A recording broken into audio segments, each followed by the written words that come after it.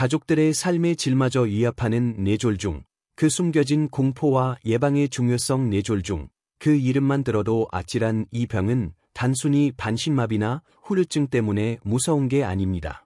어쩌면 그보다 더 무서운 건 사랑하는 사람이 뇌사 상태에 빠지거나 식물인간이 되어 가족 모두의 삶의 질이 송두리째 무너지는 모습을 지켜봐야 한다는 현실일 겁니다. 이토록 잔혹한 뇌졸중, 과연 우리는 무엇을 알고 어떻게 대처해야 할까요? 뇌졸중, 생각보다 훨씬 가까이에 있습니다. 요즘 뇌졸중 환자가 급증하고 있다는 통계 혹시 들어보셨나요? 놀랍게도 10만 명당 43명 정도 발생하는 심근경색에 비해 뇌졸중은 무려 200명을 훌쩍 넘어 230명에 달하는 높은 발병률을 보이고 있습니다. 뇌졸중은 뇌혈관이 터지는 뇌출혈과 막히는 뇌경색을 아울러 부르는 말인데, 특히 뇌출혈의 경우 적절한 치료 시기를 놓치면 뇌사나 식물인간 상태로 이어질 가능성이 큽니다. 물론 재활치료를 통해 기능이 회복되어 일상생활로 복구하시는 분들도 계시죠. 그런 분들을 볼 때마다 재활치료의 효과와 보람을 다시금 느끼곤 합니다. 하지만 안타깝게도 식물인간 상태로 누워 대소변을 받아내야 하는 환자가 집에 한 명이라도 생기면 남은 가족들의 삶의 질은 말할 수 없이 피폐해집니다. 이처럼 뇌졸중은 우리 삶을 송두리째 뒤흔들 수 있는, 결코 가볍게 여겨서는 안 될 무서운 질병입니다. 뇌혈관 터지기 직전 몸이 보내는 2급 신호. 뇌졸중은 갑자기 찾아오지만 우리 몸은 그 전에 분명 신호를 보냅니다. 이러한 신호를 절대로 무시해서는 안 됩니다. 가장 대표적인 증상, 반신마비. 뇌졸중의 가장 특징적인 증상은 바로 반신마비입니다. 그런데 여기서 말하는 반신마비는 단순히 아예 못 움직이는 것만을 의미하지 않습니다. 우리 뇌는 좌뇌가 몸의 오른쪽을, 우뇌가 몸의 왼쪽을 관장하기 때문에 뇌 손상 부위의 반대편에 마비가 오게 됩니다. 예를 들어 우뇌에 문제가 생기면 왼쪽 반신마비가, 좌뇌에 문제가 생기면 오른쪽 반신마비가 오는 식이죠.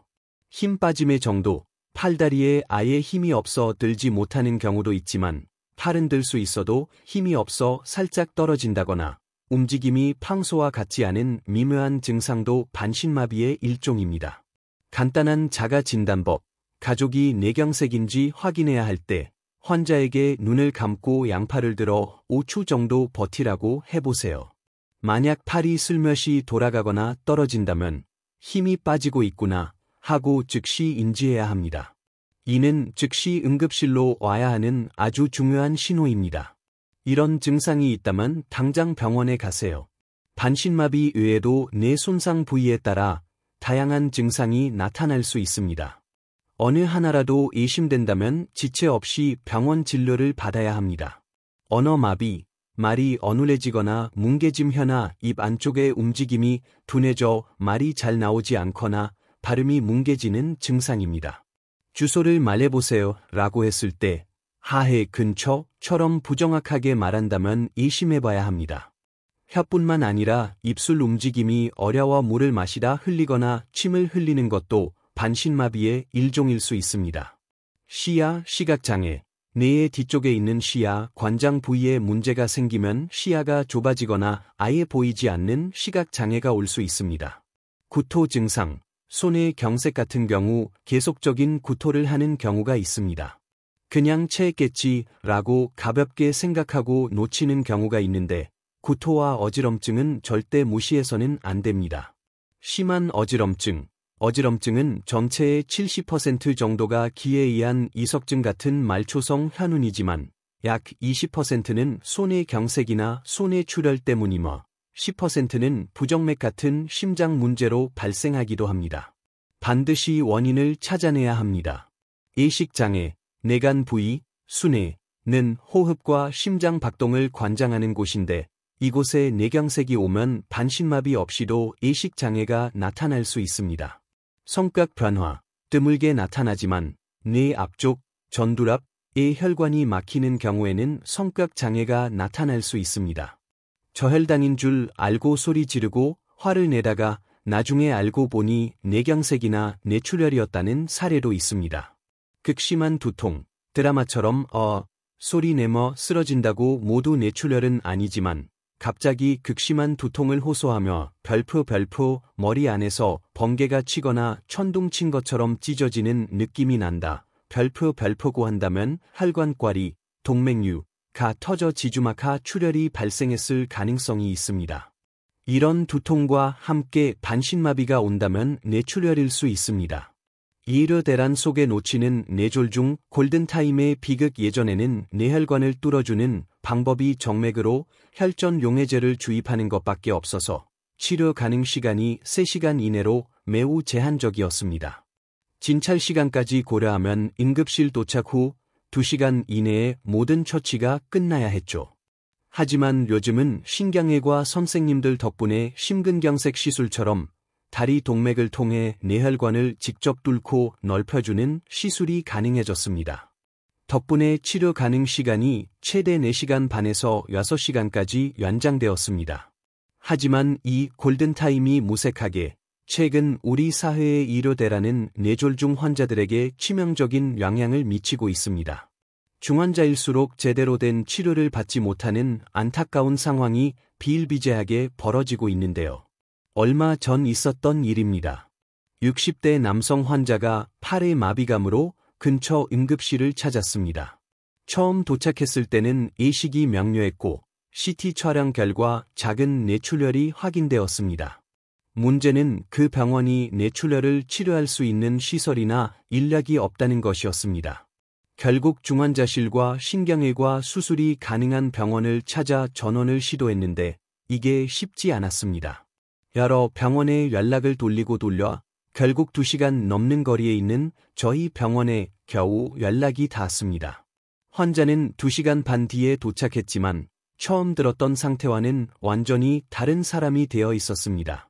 의식은 완전히 소실되었고 자가 호흡조차 불가능할 정도로 상태가 악화되었으며 동공 반응도 한쪽이 현저히 떨어져 있었습니다. 무슨 일이 더 생겼구나 직감하고 CT를 다시 찍어보니 아니나 다를까 기존 뇌출혈 부위 바로 옆에 새로운 출혈이 더 생겨 뇌가 반대편으로 밀릴 정도의 심각한 상황이었습니다. 뇌출혈 양이 너무 많아 시술조차 불가능했고 결국 보호자들은 적극적인 치료를 포기하고 중환자실에서 뇌압 조절 치료만 받기로 했습니다. 뇌졸중 환자는 한쪽 힘 빠짐 증상이 나타나면 즉시 신경외과로 의뢰할 정도로 빠른 프로세스를 거쳐야 합니다. 하지만 그럼에도 불구하고 골든타임을 놓치는 경우가 많습니다. 뇌출혈 양이 너무 많거나 잠든 사이에 발생해 뒤늦게 발견되거나 혼자 살아서 신고가 늦어지거나 혹은 보호자가 증상을 제대로 인지하지 못해 주말을 보내고 뒤늦게 병원을 찾는 경우 등 다양한 이유로 말이죠. 이런 경우 환자는 골든타임을 놓쳐 적절한 급성기 치료를 받지 못하고 결국 재활치료 단계로 넘어가게 됩니다. 지방 응급실에서 일하는 저로서는 이렇게 안타까운 환자들을 너무 많이 보게 되어 늘 마음이 아픕니다. 이것만 바꿔도 뇌졸중 위험 확 줄어듭니다. 그렇다면 우리는 뇌졸중의 위협에서 벗어나기 위해 무엇을 할 수 있을까요? 바로 우리의 식습관과 생활습관을 개선하는 것입니다. 혈행을 개선하는 운동을 생활화하세요. 혈관에 염증이 생기고 노폐물이 쌓이더라도 혈액순환을 활발하게 만들어주면 위험한 상황을 넘길 수 있습니다. 우리 심박동이 정상 수치, 젊은 사람 기준 150회에 1.5배 이상으로 빠르게 뛸 수 있는 운동을 최소한 하루에 한 번은 해주어야 혈행 개선에 큰 도움이 됩니다. 추천 운동, 스쿼트 팔굽혀펴기. 저 같은 경우 환자 잠시 비었을 때 방에서 스쿼트 100개, 50개, 40개, 30개 등 나눠서 팔굽혀펴기 100개, 40개, 30개, 20개 등 나눠서를 채웁니다. 내 몸에 맞는 운동을 꾸준히 해주는 것이 중요합니다. 빠르게 걷기, 숨이 찰 정도로 빠르게 걸어야 합니다. 여성분들이 많이 하는 파워킹처럼 8,000보 정도를 빠르게 걸어주면 등에서 땀이 나고 맥박이 빨라지면서 혈행 개선에 아주 효과적입니다. 계단 오르기, 이것 또한 매우 좋은 운동 방법입니다. 만병의 근원, 스트레스를 관리하세요. 우리나라 사람들이 특히 많이 노출되는 위험 요인 중 하나가 바로 스트레스입니다. 긴장 상태가 되면 교감신경이 항진되면서 혈관이 수축합니다. 이는 혈관 질환의 위험성을 급격히 올리는 요인이 되죠.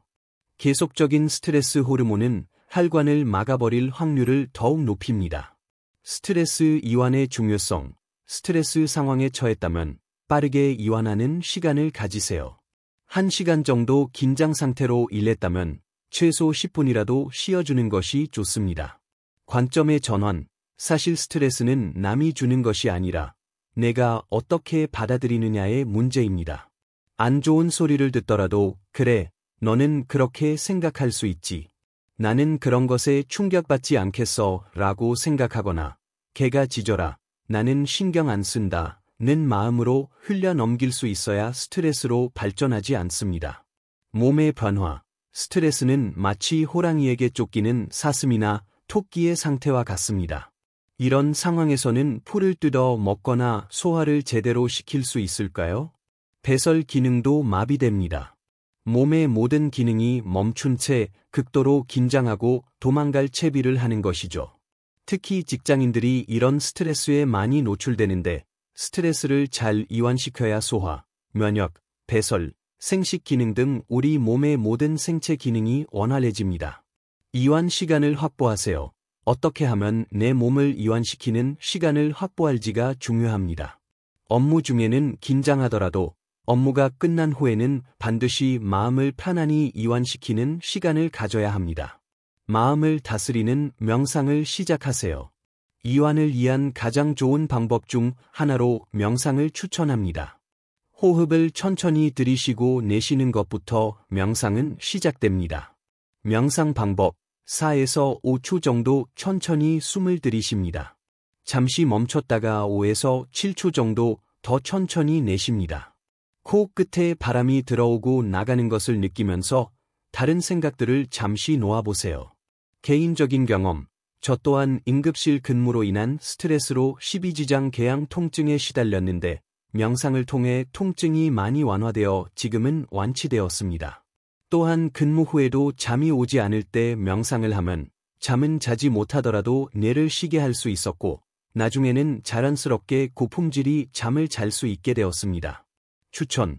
직장이나 학교에서 스트레스를 많이 받는 분들이라면 하루 10분이라도 명상 시간을 확보해 보시길 강력히 추천합니다. 몸의 시계. 서카디안 리듬을 지키세요. 밤에 일해야 하는 직업을 가진 분들이 많죠. 이런 분들이 과로하고 휴식을 제대로 취하지 못하며 밤새 스트레스 호르몬에 시달리면 혈압이 오르고 야식 섭취 등으로 인해 몸이 계속 나빠지는 악순환에 빠지기 쉽습니다. 우리 몸에는 24시간 또는 25시간 단위로 세로토닌과 멜라토닌 균형을 통해 대사를 원활하게 하는 별표 서카디안 리듬, 생체시계, 별표이 있습니다. 야간 근무의 위험성. 밤 근무, 야간 근무, 밤새는 습관 등은 이 서카디안 리듬을 깨뜨리는 주된 원인입니다. 심지어 WHO는 야간 근무를 발암 물질로 분류할 정도로 위험한 것으로 보고 있습니다. 야간 근무자들을 위한 조언. 근무 중에도 명상 등으로 중간중간 휴식이나 수면 시간을 확보하려고 노력하세요. 근무 후에는 반드시 충분히 잠을 자야 합니다. 낮이 되었다고 다시 활동을 시작하라 몸의 잠을 박탈하는 것을 피해야 합니다. 밤에 자는 시간만큼은 안 되더라도 최대한 충분히 자는 것이 중요합니다. 가능하다면 근무 스케줄은 데이데이, 이브닝, 나이트처럼 시간 단위로 뒤로 밀리는 형태가 좋습니다. 야근이 며칠째 계속되는 것은 반드시 피해야 합니다. 야간 근무를 하루 했다면 최소한 이틀 이상 쉴 수 있는 환경을 만들어 그 사이에 서카디안 리듬이 정상으로 돌아올 시간을 확보해야 합니다. 연속 야간 근무는 피하는 것이 좋습니다. 혈관 건강의 적. 흡연과 음주를 끊으세요. 흡연과 음주가 혈관을 수축시키고 혈관 안에 노폐물을 쌓이게 한다는 것은 너무나도 잘 알려진 사실입니다. 특히 심혈관 질환이나 뇌혈관 질환은 새벽에 많이 발생하는데 이는 새벽에 스트레스 호르몬이 확 나오면서 혈관을 수축시키기 때문입니다. 이때 담배를 피우면 그 위험은 더욱 가중됩니다. 흡연은 절대 금물, 담배는 그 자체로 혈관 건강에 최악이며 특히 흉통이 있거나 어지럼증 혹은 잠시 반신마비가 왔다 사라지는 등의 위험한 상황일 때는 절대로 담배를 피우지 말고 즉시 병원에 가서 확인부터 해야 합니다. 뇌졸중은 예고 없이 찾아와 우리 삶을 송두리째 바꿔놓을 수 있는 무서운 질병입니다. 하지만 우리의 작은 습관 변화와 꾸준한 노력이 그 위험을 크게 줄일 수 있습니다. 오늘부터라도 건강한 생활 습관을 실천하라 우리 자신은 물론 사랑하는 가족들의 삶까지 지켜낼 수 있기를 바랍니다.